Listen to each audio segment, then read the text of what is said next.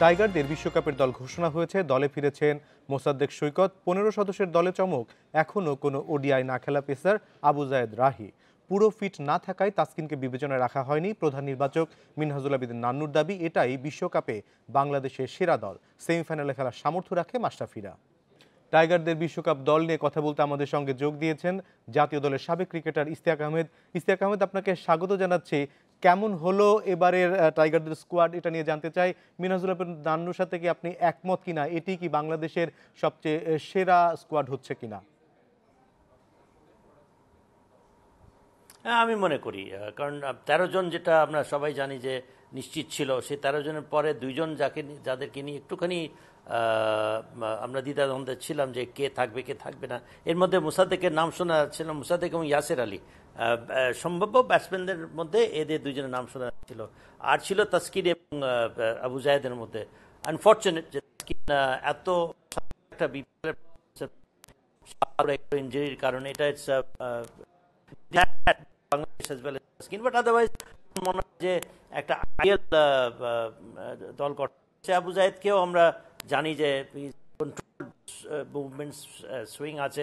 English conditions, যদি ইংল্যান্ডের যে ধরনের কন্ডিশনস আমরা জানি যে যেটা সিম এবং মুভমেন্টস অ্যাসিস্ট করে, সেই ধরনের কন্ডিশন যদি থাকে, আমার মনে হয় যে আবু জায়েদ কাজে আসতে পারবে। বাট শোনাও যাচ্ছে যে কন্ডিশনস মে বি ড্রাই, যেটা নাকি সাবকন্টিনেন্ট দলদেরকে সহায়তা করতে পারে। তো সেই ক্ষেত্রে হয়তো এমনও হতে পারে যে আমরা একটা স্পেশালিস্ট স্পিনারে আমরা অভাব অনুভব করলেও করতে পারি। বাট আদারওয়াইজ ওভারঅল আপনি যদি আমাকে জিজ্ঞেস করেন, is the best possible side.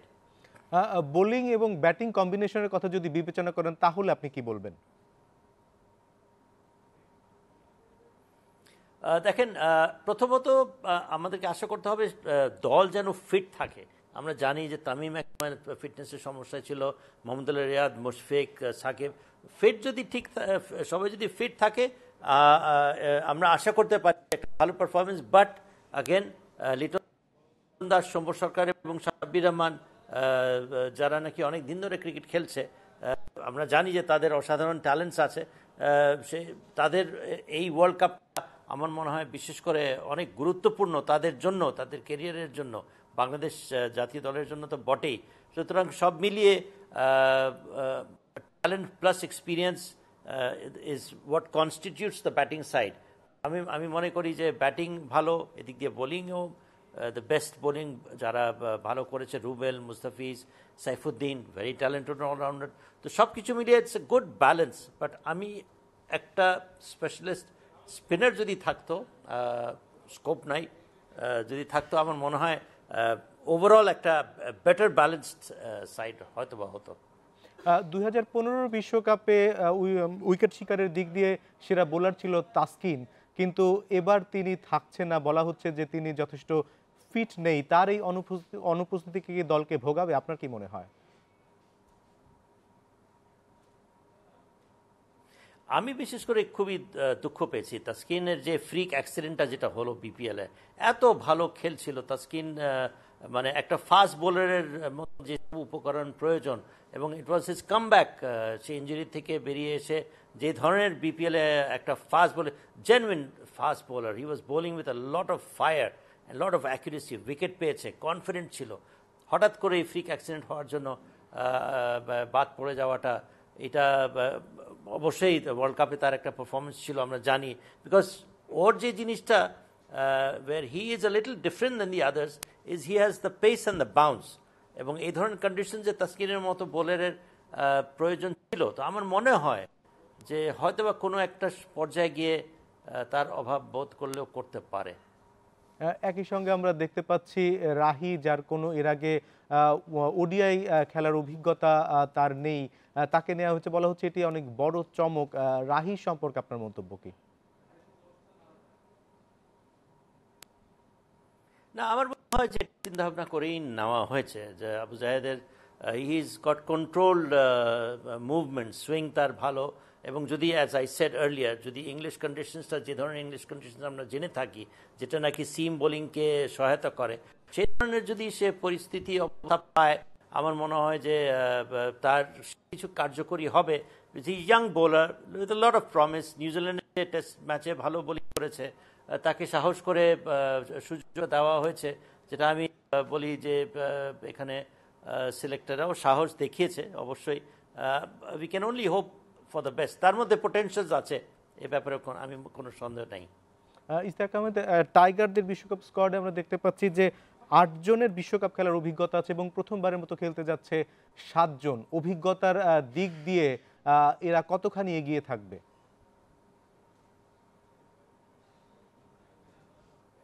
হ্যাঁ, এটা আমার মনে হয় অনেক দলের থেকে আমরাই একটা অ্যাডভান্টেজ পাচ্ছি যে we have more the number of experience players. Shakib, Mushfiq, Tamim, Mohammad Al Riyad,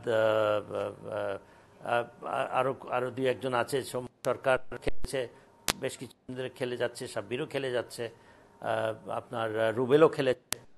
কথাটা হচ্ছে যে উই ক্যান অনলি হোপ যে এটা একটা ফিট, বিকজ ১.৫ মাস ব্যাপী এটা টুর্নামেন্ট, তার আগে আয়ারল্যান্ডের সফর রয়েছে। সুতরাং যদি ফিট থাকে, আমার মনে হয় যদি, এবং অভিজ্ঞতা আমরা দেখেছি মোহাম্মদ আল রিয়াদের ব্যাক টু ব্যাক সেঞ্চুরি কে ভুলবে, তারপরে ইংল্যান্ডে অসাধারণ, তার সাথে সাকিবের একটা জুটি। সুতরাং ওয়ার্ল্ড কাপে এদের পারফরমেন্স করার একটা অভিজ্ঞতা রয়েছে। They big stage players with a lot of experience. তো যদি আমরা আশা করি যে তারা ভালো খেলবে, আশা করার আমার মনে আশা করতেই পারি।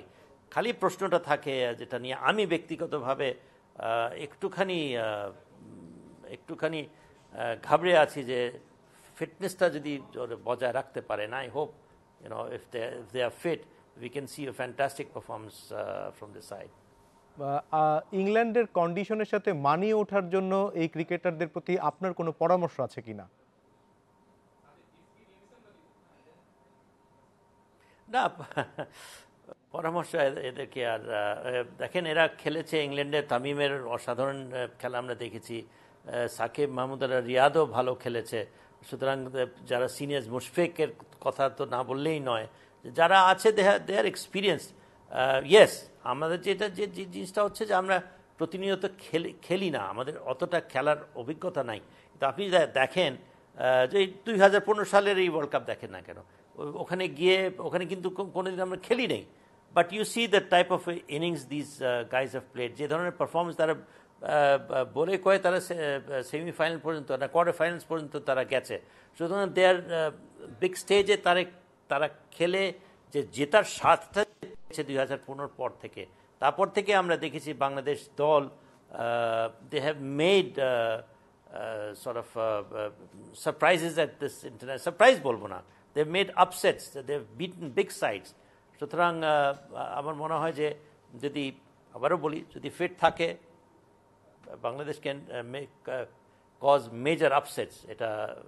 এটা আমার মনে হয় যে আমরা আশা করতেই পারি। মিনাজুল আবিদিন নান্নু বলেছেন যে সেমিফাইনালে খেলার সামর্থ্য রাখে এই টাইগার স্কোয়াড। আপনি কি এর সাথে একমত? কেন শুধু সেমিফাইনাল পর্যন্ত আশা করছেন, কেন তার চেয়ে বেশি নয়?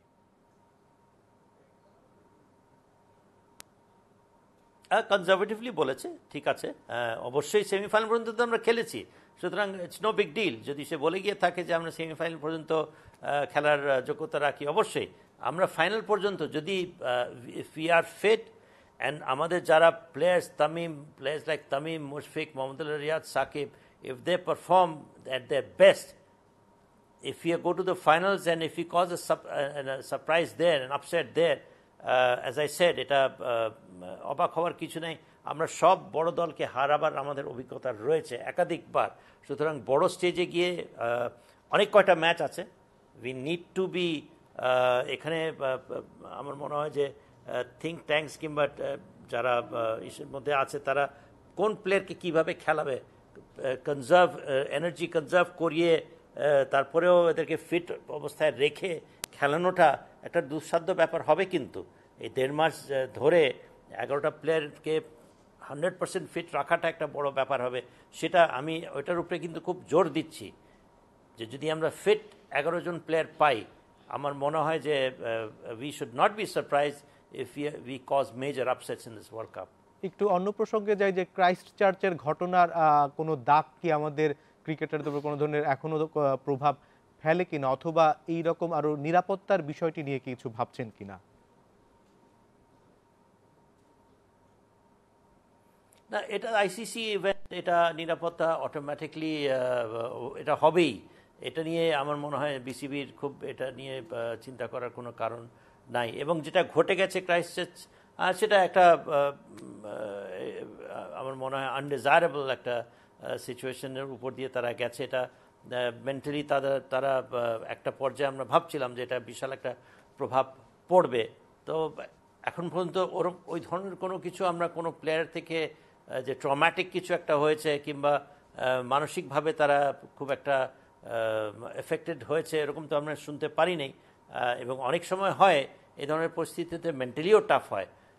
সো বিং ইন্টারন্যাশনাল ক্রিকেটার্স, আমার মনে হয় যে এই জিনিসটা, এই প্রভাব তা থেকে who knows, it May make the mentally even টাফার। Ishtiaq Ahmed, আমরা একটি ভিডিও আজকে দেখেছি যে তাসকিনের কান্না করার একটি ছবি, সেটি কিন্তু সামাজিক যোগাযোগ মাধ্যমে বেশ ভাইরাল হয়েছে। তো তাসকিনের কথা আপনিও বলছিলেন, এই ব্যাপারে কি কোনো ধরনের সিদ্ধান্ত পুনর্বিবেচনার সুযোগ কি আছে?